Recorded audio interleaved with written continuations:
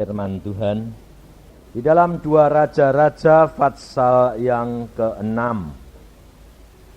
2 Raja-Raja pasal 6. Pada hari ini kita belajar akan firman daripada Tuhan, supaya kita ini waspada, supaya kita ini tetap di dalam jalur yang Tuhan kehendaki, yang saudara dan saya sudah diberikan oleh Tuhan. Nah, jalur-jalur ini, saudara, tidak semua orang sama jalurnya. Sebab bagi orang yang kecil, bagi orang yang besar, bagi orang kaya, bagi orang miskin, bagi orang pandai, bagi orang bodoh, itu jalurnya lain. Maka dari itu, saudara, kita harus tahu jalur-jalur jalan yang Tuhan sudah berikan kepada kita. Kita tidak usah iri. Kalau memang yang saudara dan saya orang kecil, gak usah kepengen jalurnya orang gede. Tapi sebaliknya jalur saudara gak bakal kalah. Loh, contohnya ya, ibu yang butuh beras sama orang kaya butuhnya gedong, apa bedanya? Lalu ibu yang butuhnya beras minta gedong, ya mati kaliren, ya dah. Yang penting jalurnya sendiri-sendiri, dan Allah kita itu luar biasa. Hari ini Tuhan memberikan peringatan dan supaya jangan sampai kita lalai. Kita punya jalur sendiri-sendiri. Pada waktu saya duduk di sana, saya dari rumah berdoa jam-jaman, saya bilang, Tuhan, engkau itu mau ngomong apa? Tuhan bilang, diem saja, diem. Ya sudahlah, wong aku ini cuma saluran. Kalau engkau diem ya aku diem. Kalau memang enggak ngomong ya wis toh ya dah. Mungkin pun sembayang terus toh. Lah ya dah, aku orangnya enggak peduli kok. Meskipun dijadwali saya mau khotbah, tapi kalau Tuhan enggak ngomong, ya saya diem. Saya orangnya enggak pusing kok. Kenapa? Lah aku enggak cari nama, aku ya enggak cari duit kok. Pokoknya terserah, kalau Tuhan ngomong, ya ngomong, Tuhan diem ya diem. Lah ya dah. Lah aku kan cuma kacungi. Lah Tuhan ra ngomong apa? Aku ya meneng ae. Aku nongkrong dari situ. Pokoknya Tuhan beda ngomong, aku ya ra ngomong. Aku bilang relax saja. Nanti kalau dipanggil Pak Isa, Tuhan enggak ngomong. Ternyata dia berkata, ingatkan, peringatkan, suruh waspada. Nah, sebab saudara, kalau saya ngomong gini nih, jangan kamu kira main-main loh. Kalau Tuhan tidak ngomong, saya tidak ngomong. Jangan saudara kira, oh ya nah mungkin toh Pak. Kalau disuruh khotbah, masa tidak ngomong, khotbah apa saja toh. Lah ya, saya tidak mau. Waktu saya salah satu kota, saya KKR yang datang ribuan. Baru ngomong 10 menit, Tuhan bilang, stop, saya turun, stop, besok balik, kalau mau enggak apa-apa, saya pulang. Saudara percaya enggak? Ini pernah terjadi. Karena Tuhan berkata, berhenti bicara. Aku ya bilang, Tuhan berkata, berhenti saya. Baru 10 menit, berhenti, pulang, saya bilang. Orang bengong, ada apa? Ada tahu, saya bilang Tuhan suruh berhenti ya berhenti, ngomong suruh pulang saya. Besoknya yang datang enggak 2 kali lipat. Sebabnya apa? Kepengen tahu ada apa. Saya sampai bingung, saudara. Ternyata sebabnya apa, saudara? Sebab kita itu enggak tahu apa yang terjadi. Betul enggak? Di dalam dunia yang kelihatan kita bisa lihat, tapi dalam dunia roh kita tidak tahu. Jadi kalau kita nurut Tuhan, enak. Tuhan bilang berhenti. Lalu saya bilang, setelah sampai di rumah saya bilang, ada apa sih Tuhan? Kamu tahu ada pasukan setan yang mau menghancurkan. Nah, aku tahu kemampuan mereka tidak cukup, daripada nanti ada bahaya buat mereka, lebih baik pulang, besok datang lagi. Besoknya kekuatan Tuhan luar biasa dan dukun-dukun bertobat. Aneh loh. Karena kemarinnya itu ada dukun-dukun pada datang. Dia bilang gini, malah dukunnya itu minta tandanya aneh. Kalau memang itu hamba Tuhan yang ngerti, peka, coba aku mau lihat dan aku mau lihat mujizat, suruh berhenti khotbah. Udah kurang ajar kan? Nah, Tuhan itu kok lucunya kok nuruti dukun. Karena apa? Karena Tuhan tahu orang itu memang benar-benar mau tobat. Dia tahu kalau setan itu kalah sama Tuhan, tapi dia mau minta tanda diwali. Kalau memang Tuhan engkau maha kuasa, hambamu itu suruh turun, suruh berhenti ngomong, aku bertobat. Malah lucu toh, seolah-olah kan Tuhan kalah, betul enggak? Tapi nyatanya Tuhan itu mau dia bertobat. Dia malah, Tuhan itu rendah hatinya. Saya dibuat korban. Lah berhenti khotbah kan dimaki orang. Ini pendeta apa ini? Bener enggak?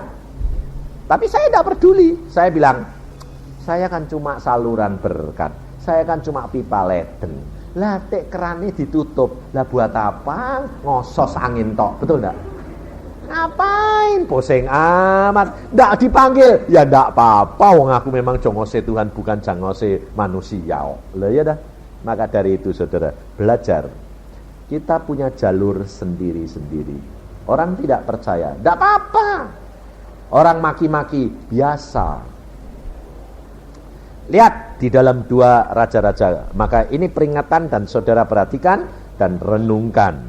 Sebab saya tidak tahu mengapa Tuhan memberikan firman ini untuk memperingatkan saudara. Di dalam 2 Raja-Raja pasal 6 mulai ayat yang ke-24. Nanti saudara baca semua, saya hanya petik-petik saja. Sesudah itu Ben-Hadad Raja Aram menghimpunkan seluruh tentaranya lalu maju mengepung Samaria. Maka terjadilah kelaparan hebat di Samaria selama mereka mengepungnya. Sehingga sebuah kepala keledai berharga 80 sekal perak dan seperempat pap tai merpati berharga 5 sekal perak. Nah, lalu suatu kali ketika Raja Israel berjalan di atas tembok, datanglah seorang perempuan mengadukan halnya kepada raja sambil berseru, "Tolonglah ya tuanku raja." Jawabnya, "Jika Tuhan tidak menolong engkau, dengan apakah aku dapat menolong engkau? Dengan hasil pengirikankah atau hasil pemerasan anggur?" Kemudian bertanyalah raja kepadanya, "Ada apa?" Jawab perempuan ini berkata kepadaku, "Berilah anakmu laki-laki supaya kita makan dia pada hari ini, dan besok akan kita makan anakku laki-laki." Jadi kami memasak anakku dan memakan dia. Tetapi ketika aku berkata kepadanya pada hari berikutnya, "Berilah anakmu supaya kita makan dia," maka perempuan ini menyembunyikan anaknya. Tatkala raja mendengar perkataan perempuan itu, dikoyakkannya pakaiannya, dan sedang ia berjalan di atas tembok, kelihatanlah kepada orang banyak bahwa ia memakai kain kabung pada kulit tubuhnya. Lalu berkatalah raja, "Beginilah kiranya Allah menghukum aku bahkan lebih daripada apa itu, jika masih tinggal kepala Elisa bin Safat di atas tubuhnya pada hari ini." Lalu ayat 33. Selagi ia berbicara dengan mereka, datanglah raja mendapatkan dia ini adalah Elisa. Berkatalah raja kepadanya, "Sesungguhnya malapetaka ini adalah daripada Tuhan. Mengapakah aku berharap kepada Tuhan lagi?" Perhatikan saudara, pada ayat yang ke-25,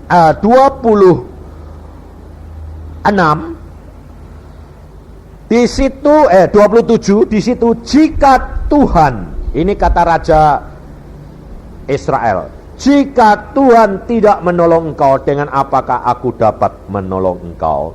Kata-kata raja ini kelihatannya seolah-olah rohani, betul tidak? Mengapa pada ayat ini raja itu berkata-kata seperti itu? Karena Raja Israel ini baru mendapatkan pertolongan pada waktu dia diserang oleh Raja Aram. Kalau saudara baca ayat 6 yang di atasnya, Fatsal 6 di atasnya. Maka dari itu saudara, pada waktu Raja Israel ini mendapatkan pertolongan dari Tuhan, dia di dalam kesulitan yang kedua, dia masih berharap pada Tuhan. Maka kata-katanya masih rohani. Ini perhatikan, karena kerap kali kita juga begitu. Kalau kita dalam keadaan kesulitan, kita berdoa, langsung ditolong Tuhan. Kira-kira nanti ada kesulitan lagi, kita masih berharap pada Tuhan enggak? Tapi kalau pertolongannya enggak datang-datang, berubah enggak? Mulai mikir, kok enggak datang-datang ya Tuhan, kok enggak nolong lagi ya. Lalu harapannya mulai menipis, terus ngomel, terus mulai jengkel, terus temannya berkata, yuk pergi persekutuan. Ngapain persekutuan? Nyatanya ya tidak ada apa-apa kok. Loh. Lalu akhirnya saudara, karena dia sama Tuhan ini tidak kelihatan, yang dicari siapa? Yang dimaki-maki siapa? Elisa hamba Tuhan loh. Jadi saudara perhatikan, kalau saudara itu jadi orang Kristen, siap-siap kalau Tuhanmu nanti tidak nolong orang yang butuh itu, kamu yang bakal siap-siap jadi sasaran. Contohnya apa? Kalau ada demonstrasi, kalau ada perlawanan dari orang-orang, dia ngelawan presidennya tidak berani, yang dibakar apanya? Bonekanya loh. Boneka yang dikasih nama presiden, nama pemimpin-pemimpin yang dilawan itu, betul tidak? Lalu dibakar loh. Nah, saudara hamba-hamba Tuhan itu bonekanya siapa? Allah toh. Lah saudara orang Kristen ini bonekanya siapa? Yesus toh. Nah, jadi kalau dia jengkel sama Yesusnya tidak kelihatan, pasti kamu yang bakal dibakari enggak? Kamu yang bakal kena akibatnya enggak?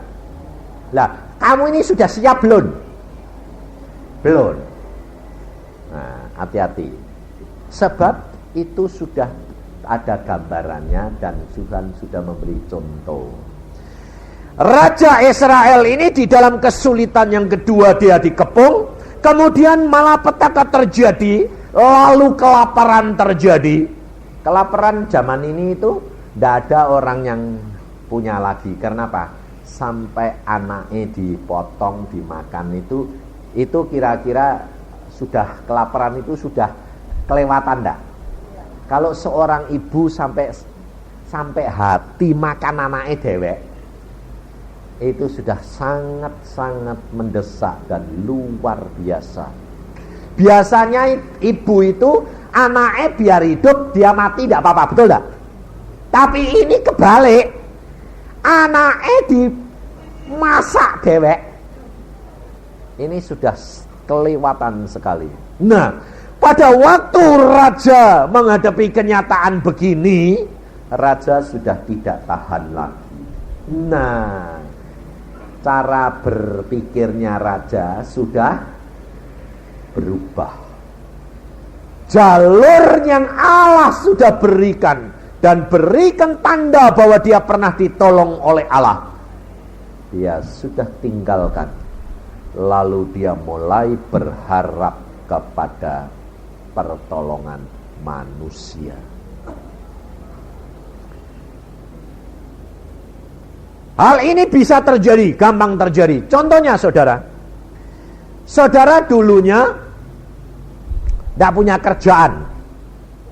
Kemudian saudara bertobat lalu berdoa, dikasih kerjaan sama Tuhan. Nah, lalu punya gaji, lalu mulai cukup. Nah, lalu kalau sudah mulai cukup, kepengen ningkat enggak? Orang lain bisa naik brompit, kamu kepengen naik brompit. Nah, lalu dihitung-hitung, gajiku berapa, sisane berapa. Nah, lalu mulai kredit, utang. Karena pikirnya, wah, hasilku setiap bulan kan segini, dipotong segini, cukup. Nah, ndak sembayang, ndak jalur Tuhan lagi, jalur pikiran. Karena hasil setiap bulannya segini, dipotong segini, dah kredit. Baru kredit, dia jatuh sakit, ndak kerja, dipecat, utangnya tambah, kelaparan rumah tangga tambah, masalahnya tambah, teriak-teriak sama Tuhan, "Loh Tuhan, kok gini?" Salahnya siapa? Hah? Loh, salahnya dewek dah? Apakah kamu kredit tidak boleh? Boleh. Siapa yang tidak boleh? Yang tidak boleh sebabnya apa? Tidak tanya Tuhan. Dulu nih tidak punya kerjaan, sembahyang. Sudah punya, pakai jalan dewek. Itu yang salah. Kamu kan tidak tahu kalau kantor yang kamu kerja itu bakal bangkrut. Nah, kamu sedang kredit, dia bangkrut, di PHK tidak kamu? Nah, di PHK bayarnya pakai apa? Wong bar kredit brompite harganya jadi separuh. Nah, ketiban utang. Lalu bilang apa? Tuhan. Loh kok sekarang ketiban utang kok Tuhan? Sebelum utang enggak tanya Tuhan. Ketiban utang baru Tuhan tolong. Tuhan ini bilang apa? Loh kamu jalannya berubah kok. Wong aku kasih jalur ini, kamu jalur ke sana kok. Karena apa? Merasa kamu sudah mampu. Perhatikan, hati-hati. Sebab kita kerap kali tidak sadar. Saya baru ini ngalami. Saya ngalami. Jadi jangan kira kalau saya hamba Tuhan itu kadang-kadang tidak menceng. Oh, tidak terasa saya menceng. Jadi makanya itu kalau saya khotbah, saya kasih contoh, jelek baik saya alami, saya berikan. Kenapa? Biar saudara belajar. Ndak yang baik-baik tok. Mantu saya pulang dari Belanda. Dia kerja. Anak saya perempuan belum pulang, baru nyelesain tingkat ujian akhir. Lalu suaminya bilang gini, "Pak, aku kepengen kalau nanti Iin pulang sudah punya rumah." Nah terus bagaimana kalau saya kredit rumah? Oke, saya sembahyang dulu. Saya sembahyang. Tuhan, ini mantuku mau kredit boleh enggak? Tuhan ngasih rema. Oke. Wah, aku enggak berani loh Tuhan. Aku yang nanggung. Ya. Langsung saya dapat rema gitu, mantu saya tak dorong. Ambil, cepat, Tuhan sudah oke. Wah, mantu saya langsung bilang, oke Pak, oke. Ngasih first quote 2,5 juta. Pesan, wah. Setelah first quote diberikan, saya tidak ada sejahtera. Loh, kok sejahtera hilang? Wih, saya cari ini, wah, langkahku salah ini. Wah tuh, Tuhan salahku di mana? Tuhan bilang apa? Tergesa-gesa. Loh, engkau kan sudah ngomong oke toh? Oke.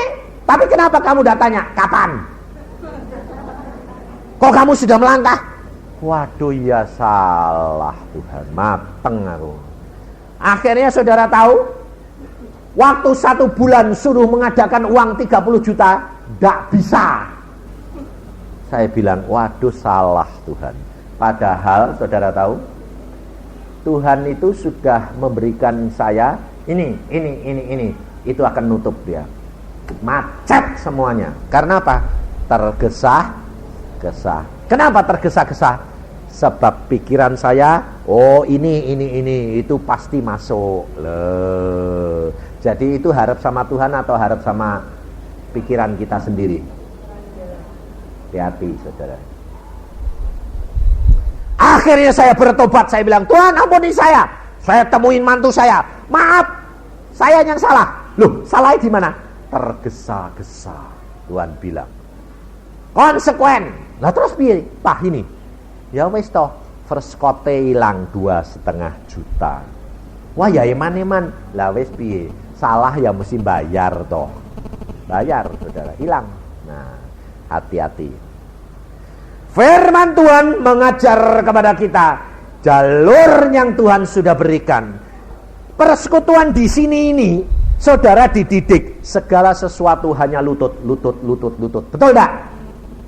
Ini lain. Saya sedang duduk di sana, Tuhan berkata, ingatkan mereka lutut. Itu kuncinya. Orang kecil jangan tinggalkan lututnya, harapnya. Kamu mau bangun, kamu mau apa, bukan urusan. Tuhan bisa memberkati kamu bermiliat-miliat, ratusan juta. Tetapi jangan lupa, jalur ini jangan dirubah. Lutut. Jangan berharap gini, aku bangun, sudah ada yang janjiin, ini bakal nutup. Hati-hati. Sebab manusia bisa berubah. Maka dari itu Tuhan mengingatkan kepada kita, jangan berubah jalur. Sebab kalau tidak, kamu akan dihadapkan kesulitan. Dan kesulitan itu akan membuat kamu menderita. Dan kamu harus membayar harga itu. Nah, apa yang saya alami? Saya baru salah sedikit saja sudah sadar. Lah itu kalau saya paksakan, akhirnya mobil saya jual, saya buat bayar. Saya kan dari bulan ke bulan harus bayar harga dengan penuh pikiran. Lah nanti kan pelayanan saya itu tidak murni, karena saya bisa kepikiran duit. Betul tidak? Hati-hati. Saya berdoa berkata, Tuhan lebih baik saya rugi 2,5 juta tapi aku tidak pikiran. Dan aku tidak mau pelayananku kotor, karena aku melayani Tuhan dengan murni, tidak mengharapkan apa-apa, melainkan menyenangkan hatinya Bapa. Hati-hati saudara. Sebab kita kerap kali didorong dan kita tidak sadar, ketarik. Kita juga tidak sadar pikiran kita berubah. Karena apa? Karena situasi, kebutuhan. Waduh, sudah sesek. Jemaatnya kebanyakan, jadi mesti gede. Wah, hati-hati saudara. Sebab ini semua milik Tuhan, dan semuanya harus melalui lutut kita. Hati-hati. Jangan berubah pikiran. Jangan berharap kepada manusia, tetapi sadar dan kembali. Perhatikan ayat ini. Nah, jalur yang saudara dan saya harus ambil, karena ini jalur sama dengan ayat-ayat yang dihadapi oleh orang Israel. Mereka dikepung oleh Raja Aram, tidak mempunyai kemampuan untuk mengatasinya. Tidak ada yang dapat menolong mereka kecuali Tuhan. Maka Raja Israel dia pergi mencari Elisa. Buat apa dia mencari hamba Tuhan? Mau dibunuh karena apa? Karena kecewa. Tetapi perhatikan, Tuhan tetap menghendaki jalur ini terjadi. Meskipun raja ini tujuannya mau membunuh Elisa, tetapi Allah tetap memakai jalur ini supaya raja tetap mendengar firman Allah. Apa yang Tuhan firmankan, pasal 7 ayat pertama. Lalu berkatalah Elisa, dengarlah firman Tuhan. Loh, saudara perhatiin. Pertama kali waktu raja ini mau datang, Elisa takut enggak? Nah, takut, perhatiin. Ayat yang ke-32. Adapun Elisa duduk-duduk di rumahnya dan para tua-tua duduk bersama-sama dia. Raja menyuruh seorang berjalan mendahuluinya. Tetapi sebelum suruhan itu sampai kepada Elisa, Elisa sudah berkata kepada para tua-tua itu, tahukah kamu bahwa si pembunuh itu menyuruh orang untuk memenggal kepalaku? Awas-awaslah. Apabila suruhan itu datang, segeralah tutup pintu dan tahanlah dia supaya orang itu jangan masuk. Bukankah sudah kedengaran bunyi langkah tuannya di belakangnya? Loh, kalau Elisa tidak takut, pintunya kok suruh nutup buat apa? Saudara tahu, Elisa sendiri pun gentar menghadapi raja ini karena dia sudah mata gelap. Tetapi dia sebagai hamba Tuhan, dia harus menghadapi kenyataan. Saudara pun sebagai gambaran daripada tubuh Kristus. Kalau orang-orang anti Kristus, dia jengkel, saudara yang akan jadi sasaran. Itu hal yang sudah biasa. Saudara turut takut, ya cukup takut enggak? Takut biasa, tapi harap kepada Tuhan. Selama hati dan pikiranmu menengadah kepada Tuhan, tidak usah khawatir. Tidak ada seorang pun boleh menjamah engkau kalau tidak dikehendaki Tuhan. Betul tak? Elisa mau dipotong kepalanya enggak? Tapi malah Tuhan berfirman. Loh, pada waktu Elisa berkata rajanya datang, ada firman Tuhan. Rajanya jadi ketakutan juga enggak? Takut. Loh, saudara tahu, ini hidup kekristenan. Bukan berharap kepada dirimu sendiri, tapi berharap kepada Allahmu. Maka perhatikan. Lalu Elisa berkata, besok kira-kira waktu ini sesukat tepung yang terbaik akan berharga sesekal, dan 2 sukat jelai akan berharga sesekal di pintu gerbang Samaria.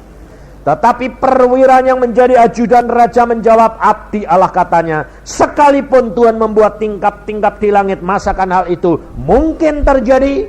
Saudara perhatikan, pada waktu Elisa mengatakan hal ini, masuk akal enggak? Hah? Tidak masuk akal. Jadi kalau saudara dan saya menghadapi masalah yang berat sekalipun, saudara harus percaya, tiap-tiap firman Allah mesti ya dan amin. Tetapi perhatikan, itu tidak masuk akal. Kepengennya saudara siapa? Kalau saudara yang disuruh melakukan, saudara berani enggak? Tapi kalau hamba Tuhan yang melakukan, lebih mantap enggak? Hah? Ayo, kalau kamu dapat firman, Tuhan bilang, lakukan, kamu berani enggak? Kamu bilang, Pak, kamu jalah Pak, gitu enggak? Hah? Ini baru saya alami. Kemarin ada seorang datang lalu bilang, Pak, saudara saya itu di rumah sakit itu 6 bulan, mati ndak, hidup ndak. Dia sudah ketemu Tuhan Yesus, sudah dipuji Tuhan, bahkan diberikan jubah putih, tongkat dan mahkota. Tapi dia tidak mau karena masih mikiri anaknya mbek suaminya. Kasihan Pak, wong miskin 6 bulan rumah sakit kan bayari terus. Saya ini mau masuk sembahyang karena mau bawa firman. Sebentar saja Pak.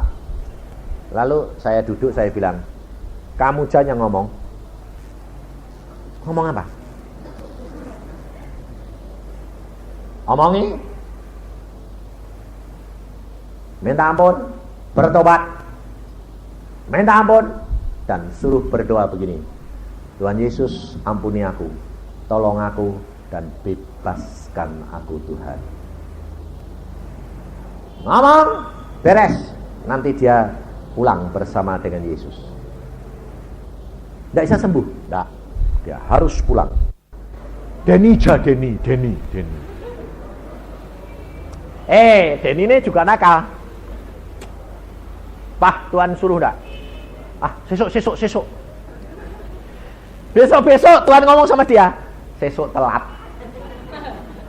Wah, telat ini. Aku bilang enggak apa-apa, biarin.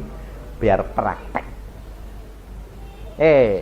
Ternyata saudara ini ngomong sama suaminya.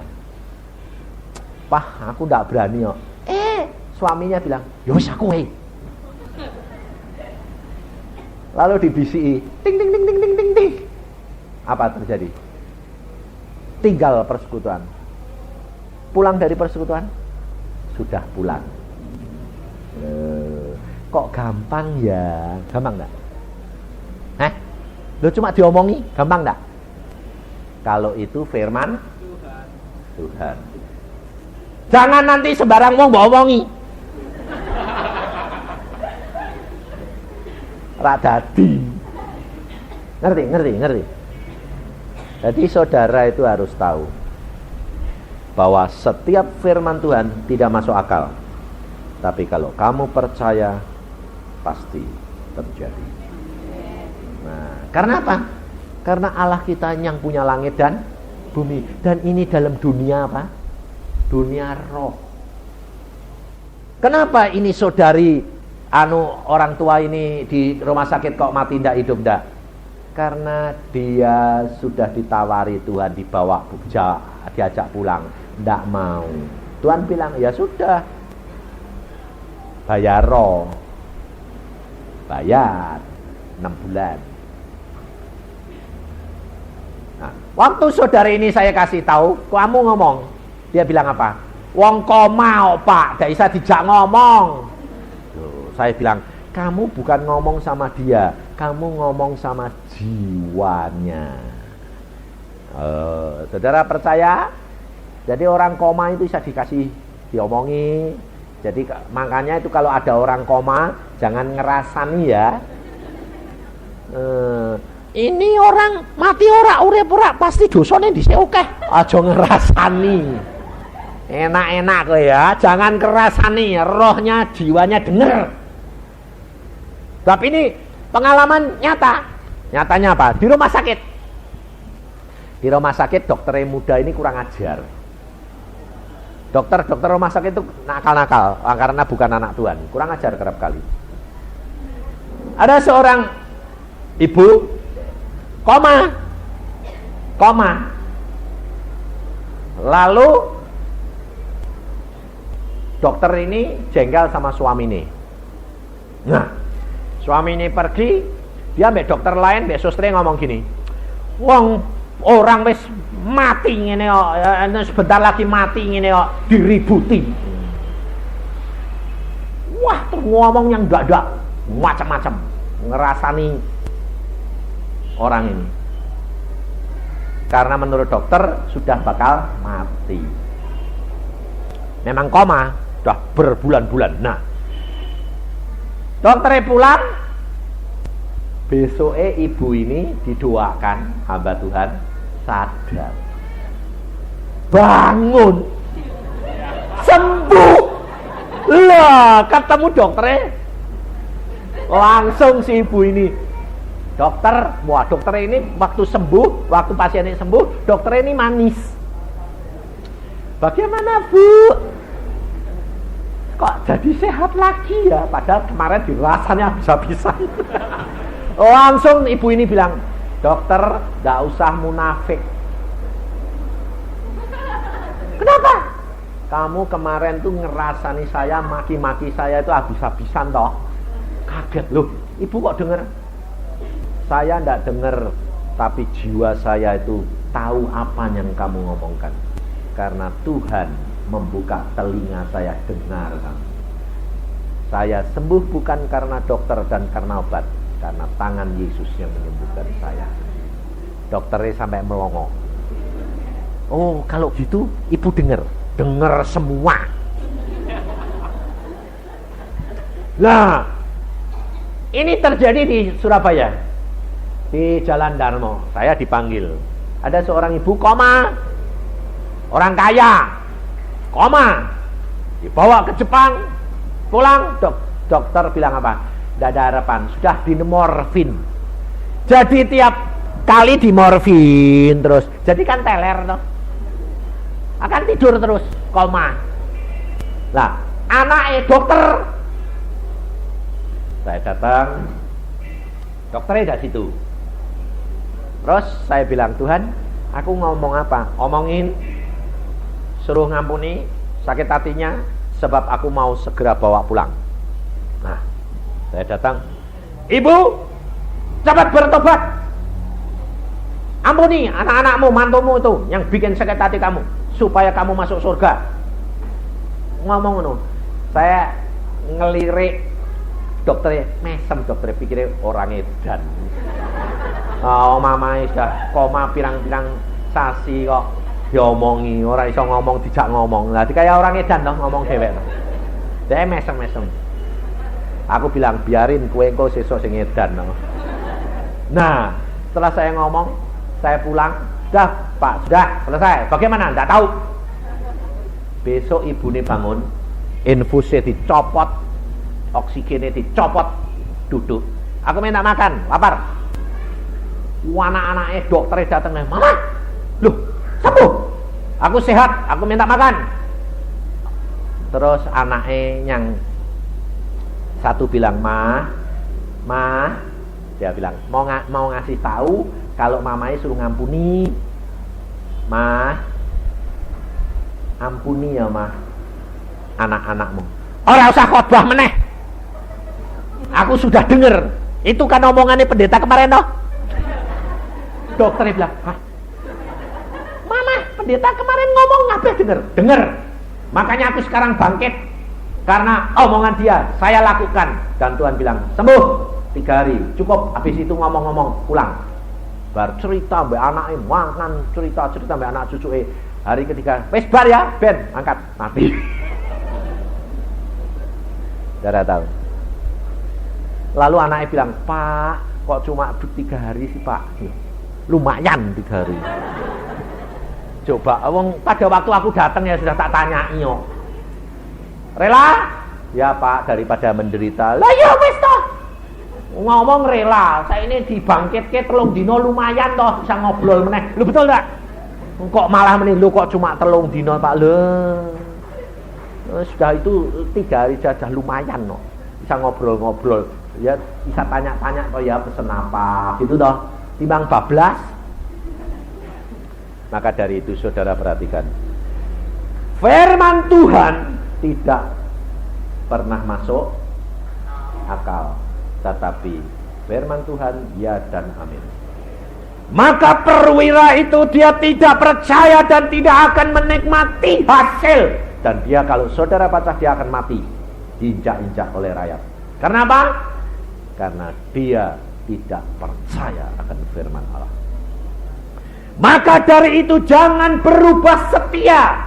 Jalur yang kau sudah diberikan oleh Allah itu tetap pakai. Sebab Allah menunjukkan pertolongan datang bukan dari orang manusia, tapi pertolongan datang Allah menjawab dari Allah dengan caranya Allah. Coba perhatikan. Allah memakai Elisa mengatakan besok harga tepung murah luar biasa. Raja berkata tidak mungkin. Allah berkata mungkin. Caranya bagaimana? Dia menjawab dan dia melakukan firman-Nya. Melalui apa? Melakukan firman-Nya, mendatangkan berkat untuk bangsa Israel. Melalui siapa? Baca.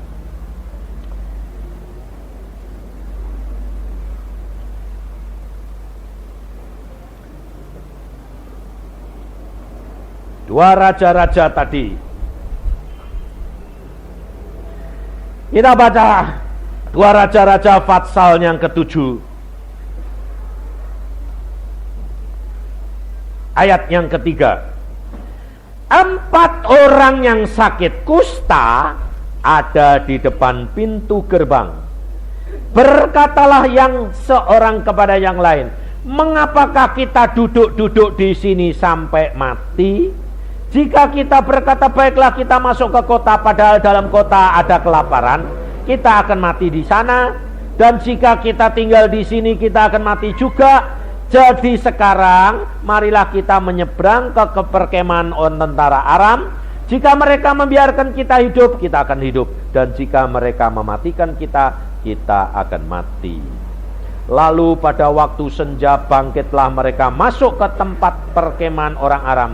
Tetapi ketika mereka sampai ke pinggir tempat perkemahan orang Aram, tampaklah tidak ada orang di sana, sebab Tuhan telah membuat tentara Aram itu mendengar bunyi kereta, bunyi kuda, bunyi tentara yang besar, sehingga berkatalah yang seorang kepada yang lain, sesungguhnya Raja Israel telah mengupah raja-raja orang Het, raja-raja orang Misraim melawan kita supaya mereka menyerang kita. Karena itu bangkitlah mereka melarikan diri pada waktu senja dengan meninggalkan kemah, kuda dan keledai mereka serta tempat perkemahan. Dengan begitu saja mereka melarikan diri, menyelamatkan nyawanya.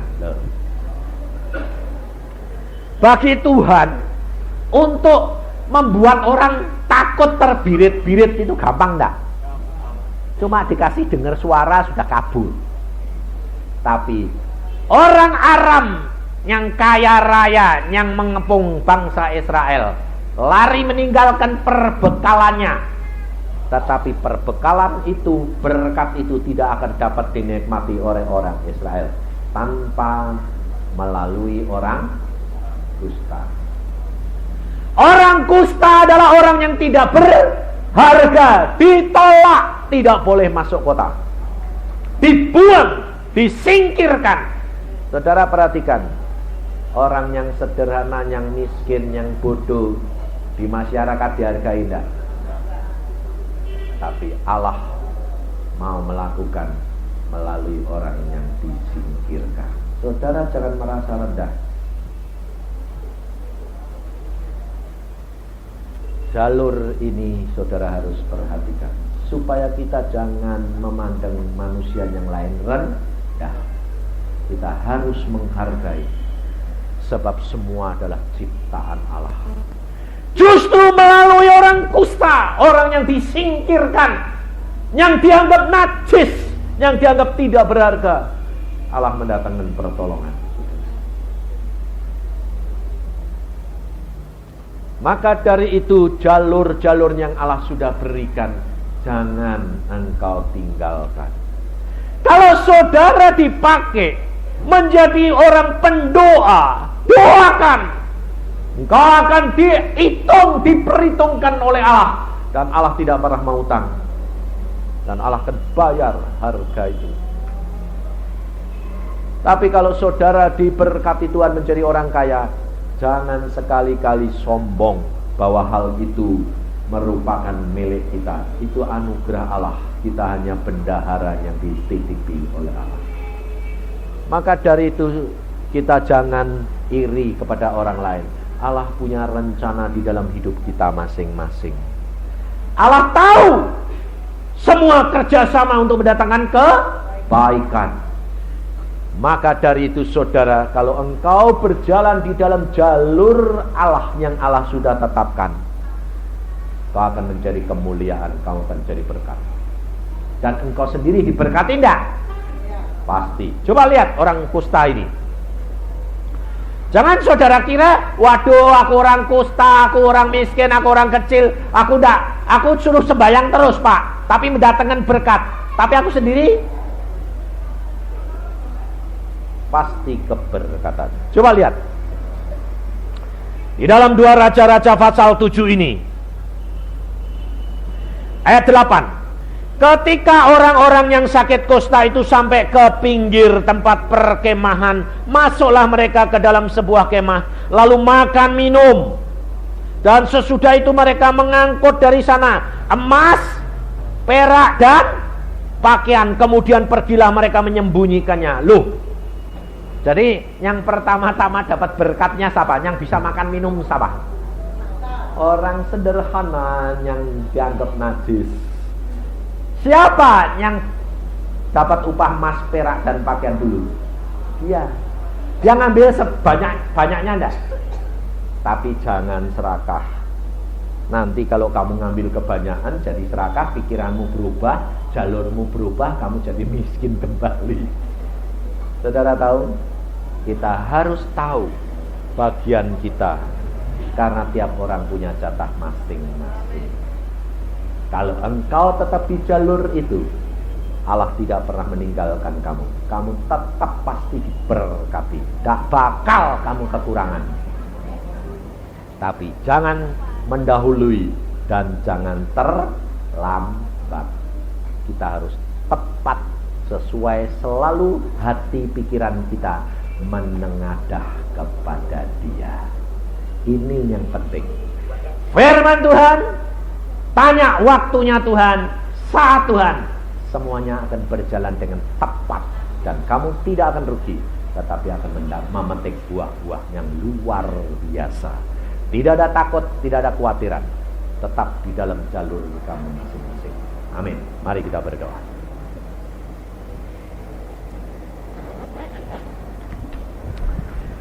Tuhan, firman-Mu sudah hamba sampaikan. Kalau peringatan-peringatanmu Engkau sampaikan, hamba sudah sampaikan, karena hamba tidak mau utang. Karena semuanya ini untuk kemuliaan nama-Mu dan berkat bagi sesama manusia dan diri kita masing-masing. Terima kasih akan anugerah-Mu ini. Dan tolong Tuhan Roh Kudus buat anak-anak-Mu peka, supaya mereka jangan keluar dari jalur ini, supaya penderitaan tidak usah ditanggungnya, tetapi kami akan melangkah langkah demi langkah tepat waktunya, karena kami berjalan bersama dengan Roh Kudus dan bukan berjalan dengan pikiran kami sendiri. Terima kasih akan didikan-Mu, terima kasih akan pelajaran-Mu, terima kasih akan semuanya yang telah Engkau lakukan bagi kami, karena itu untuk kemuliaan nama-Mu. Dalam nama Tuhan Yesus kami percaya. Amin.